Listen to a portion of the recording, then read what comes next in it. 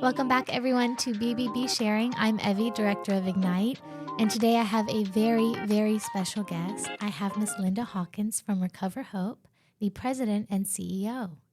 Linda, how are you? I'm good. I'm a little nervous because human trafficking is a hard topic to It talk is. to people. There are people that will walk away from you, Yeah. and others that are like, tell me more, tell me more. Don't ever say that to me because I could talk to you all day about it. It does tend to go very polar opposite like that Yes. when it comes to serious social issues in the community. But I want you to tell me in simple terms, what is human trafficking? Human trafficking on the face of it is the exploitation of vulnerability, which means anybody can be. The things we look for in adults with human trafficking is there force, is there fraud, is there coercion? And we go into all of that with our training because it's not just something I can sit here and tell you in a sentence. As far as the federal and state mandates, we do not have to prove force, fraud, or coercion when it comes to minors, which is really good. Yeah. That takes some pressure off of them. There are a lot of things that are coming down the road to help youth not to be re-traumatized. So tell me, what is a situation that would make you recognize that there's a trafficking situation going on? What are some tips? The first thing that just popped in my mind is a tattoo of a barcode. And I don't know why. I think it's because we were talking to somebody in the tattoo business yesterday.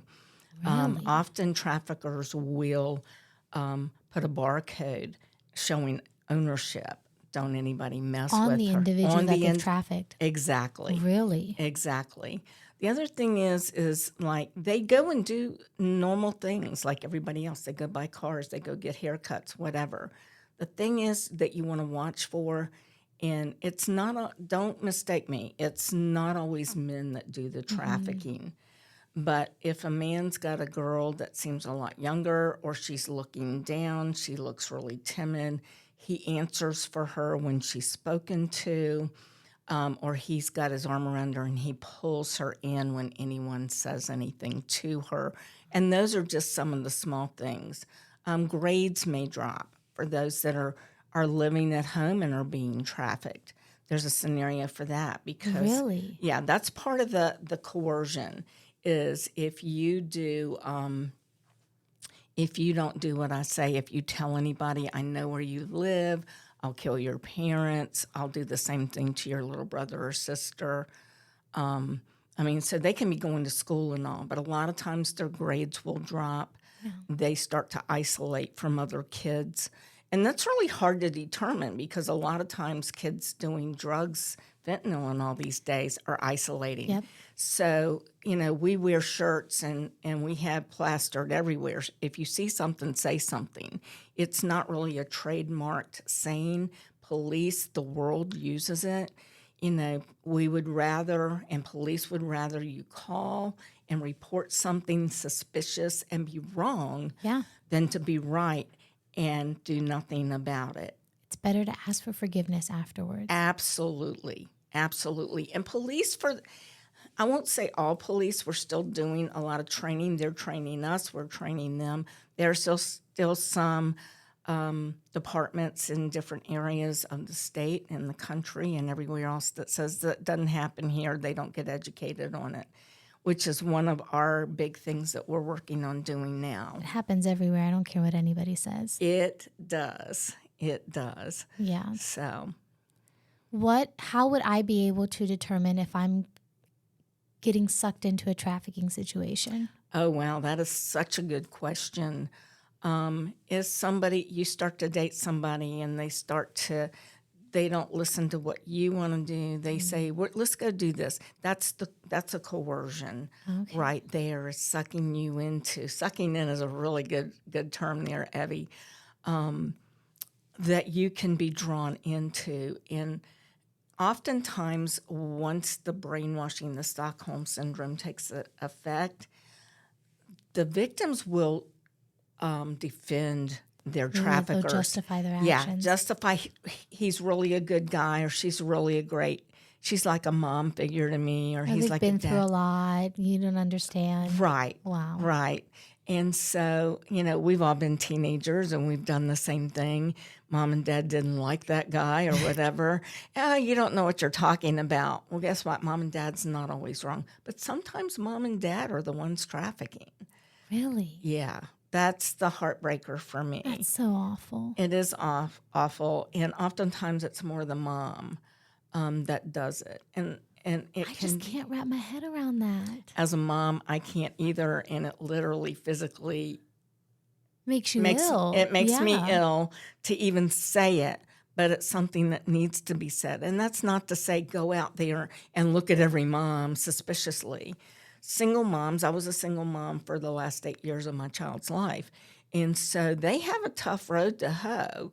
They're not able to watch everything, but we didn't go out and sell our kids. In fact, I didn't know anything about trafficking until I crashed and burned physically from nursing. Really? We weren't taught that, and there's actually a global organization of nurses because we're fighting to get this recognized by everybody. There are some good places. Bon Secours is really good on getting the word out and recognizing it and helping communicate. In fact, our two missions are community engagement and then trying to get resources to open a 2-year free residence for restoration and healing for the survivors. Wow. So the way I'm thinking about it now is, how can you approach a situation where someone is being trafficked? You've studied the signs, you've been trained, but you're not a nurse, you're not a police officer, you're just a regular person who's found interest in this particular social issue. How can you approach that situation? Well, number one, I want to address something you just said.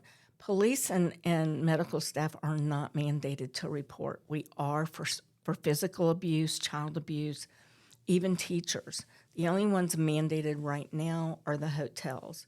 Really? And I will tell you, Hilton does a phenomenal job because they were doing it long before it was mandated. What? Yeah, I only stay at Hilton's. They've helped us with some survivor stays, and they just are so good at it. So that I wanted to put out there first. Don't assume that all police and all nurses and all that we know. I will tell you that Chesterfield County, when Chief Katz, who has left us for the FBI now, when he came, he decided to get our entire county certified in NCMEC, National Center for Missing and Exploited Children, trained. And that included our communications center. So that if you call there, they're not going, I don't know what to do, whatever. They can probably pick up on some cues too. Yeah, so they can call. I would call the national hotline or 911 if you're in Chesterfield.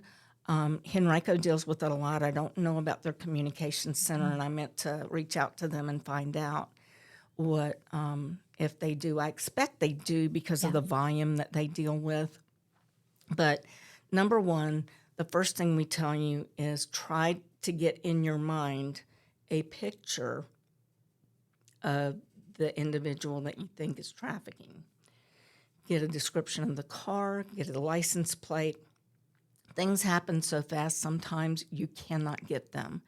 Do not, whatever you do, approach them. Yes, you are not trained in that. I'm not trained in that.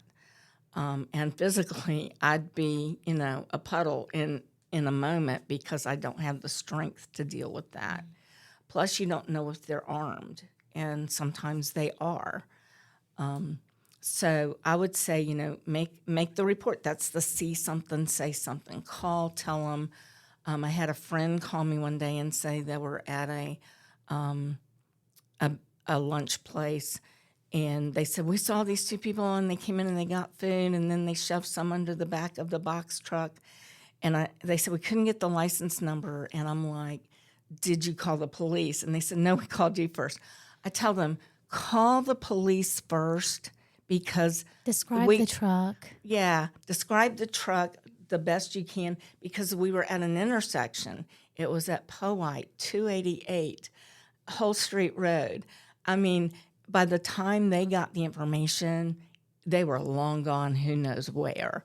I said, you can call me afterwards and I'll help you deal with the trauma of doing that, because it is traumatic. It's traumatic for me.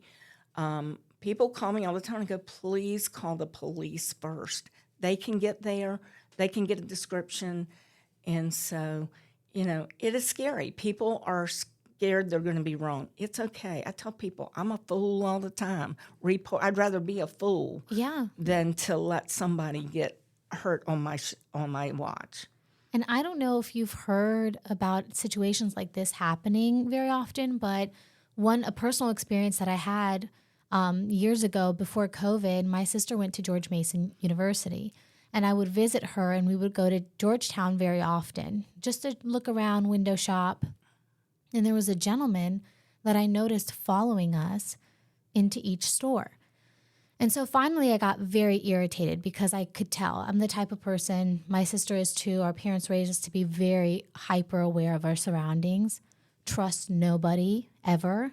I know it's cynical and quite jaded to feel that way, but it's appropriate for this time period.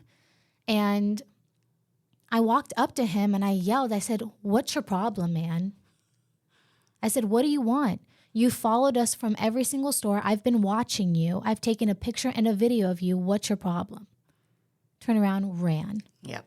You just know, like those red flags, your spidey senses, the back of your neck is tingling, yes. You know. And how often do you see those? That's the thing, is you hear people doing things all the time. I know one situation we had, and I called the police chief of the jurisdiction I was in. And so he looked into it, and it ended up the guy that was following her, the lady that was trying to tell me her daughter had been followed, he was the person in one of the big box stores that was watching for shoplifters, and come to find out she had actually gotten arrested for shoplifting. Really? So, yeah, people make up stories. So that, that's the part. You talk about cynical. I get it. I get it. It's easy, and you don't want to demean anybody in what they've witnessed, but always come back. This particular police chief called me back, and he said, here's what went on, and just told me, they don't put it out there. Somebody said, there were 10 girls arrested, taken away in a Walmart, and the police wouldn't do anything. There was no such of a thing. And some people just do that stuff because they like attention. Yeah, they want their 15 minutes of fame. Right. I think there's a difference between picking up on cues. Like, why is a single man walking around by himself looking in the women's shoe department? Yes. That's weird. That's not even an intimate gift to give your loved one. I don't know of any man I would ever want shopping for shoes for me, unless it's a pair of sneakers because my heels are killing my feet. There you go. There you go. But what are some other things that you would say are red flags? Like if you're walking to your car and you see something on your car, or you're shopping at the grocery store. I would, that was going on for a while. They were leaving bags, plastic bags and stuff like that on the doors. I think zip ties too. Zip ties, yeah. Get in your car and flee. Call the police on your way. They may ask you to come and do something. But that's not a usual thing. How many people put zip ties on your car and plastic bags? I'm still paranoid and I check anyways, but it doesn't ever happen. Yes. And, and they tell you, look under your car and all, but you can also be putting yourself at risk. By taking all that time. Right. If you stop, and if you're weak physically, like I don't have the strength I used to when I was a cardiac nurse, that you can, they can overpower you. In fact, I've even talked to law enforcement and said, I've shot a gun before, but I found that I freeze.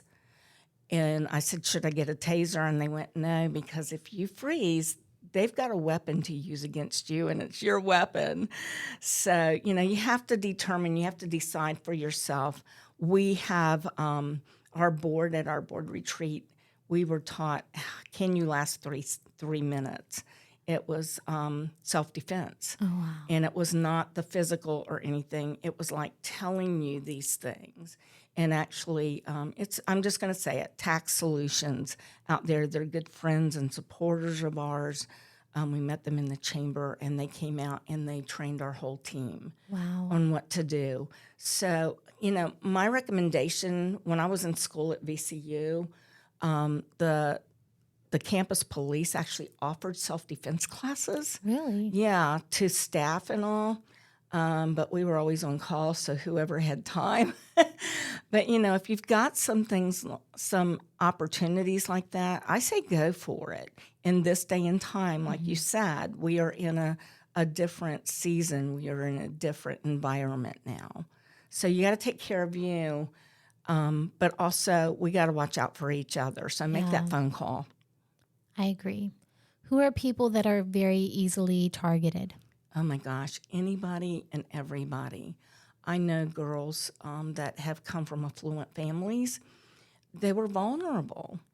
And so they got people pleasers, got sucked right in, thought these were my friends, and they weren't. They ended up being trafficked. And by that time, you're so vulnerable. You just, the mentality of this, the psychological toll on this, it's really psychological warfare to get you under control. And if you don't, they may use drugs to make you compliant. Really? So then you get into the drug addiction part, which is such a huge thing. So it's crazy to hear. I grew up very detached from socializing, especially in middle school and high school because of the school that I went to. My sister was very similar. We were very much the opposite. Instead of wanting attention whenever and wherever we got it, we wanted to, instead of sitting in the lunchroom, rather sit in a room with a book and be completely left alone and not bothered. And so now, thinking back to myself, I'm like, okay, was it hard? A difficult road to go through to get back to where I am now? Yes, but I would have rather gone through that again 100 times over than be the type of person that has to deal with far worse trauma now, right, psychologically, than that. a lot of the survivors that I know were actually groomed in their childhood. They say the average age is 10 to 11, 10 to 14. But I have known survivors that started earlier than that. And it's called adverse childhood experiences. Any therapist can tell you about this. And we do a lot of training on that because what happens to us in our childhood carries on to how we respond to the things that happen to us, like trafficking, like drug addiction, all of that. Do you have family support? Not everybody has the family support that you and I had. And even with that, sometimes we make wrong decisions. Yeah. But I chalk them up to being good learning experiences to not do that again. Exactly. Well, Linda, how can people get in contact with you? Well, we have a website called www.recoverhope.org. There's no Y on that recover. Or you can email us at info@recoverhope.org.